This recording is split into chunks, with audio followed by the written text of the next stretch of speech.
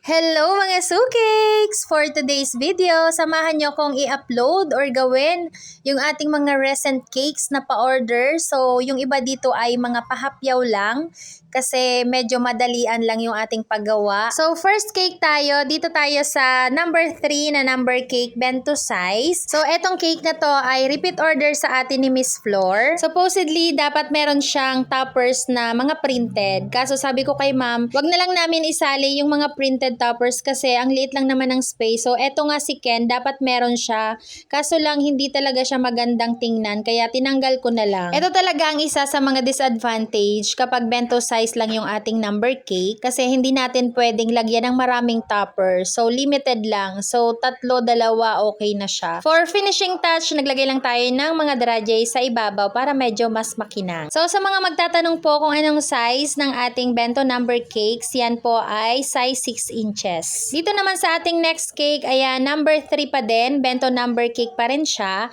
So, ang size parehas lang din nung una. Kung mapapansin nyo, yung ating sides ng cake ay hindi even yung pagkakakat. Manual lang talaga yung paggawa ko dito or yung pagkat ko kasi wala akong na-bake na number 3. Hindi ko alam kung bakit lagi akong kinakapos sa time sa ngayon. Feeling ko lagi akong aligaga tapos hindi ko naman na-accomplish yung mga gagawin ko ng isang araw.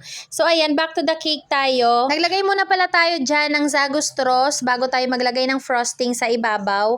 Kasi medyo makapal yung ating layers ng cake. Kaya naman, syempre, para hindi mag-slide or maiwasan natin yung pag-slide ng ating cake layers. So, ayun, naglagay tayo noon para safety na rin. So, ito ay polka dots design na merong dalawang ribbons. So, ginaya ko lang doon sa ating sample design na sinend sa atin ni customer. So, dyan talaga yung placement ng kanyang ribbon sa taas and sa baba. And, ayan na nga ang final look ng ating cake. So, next cake tayo. Ito ay dog cake. So, here sa part na to, hindi ko na pinakita yung ating pag-assemble and paglagay ng frosting.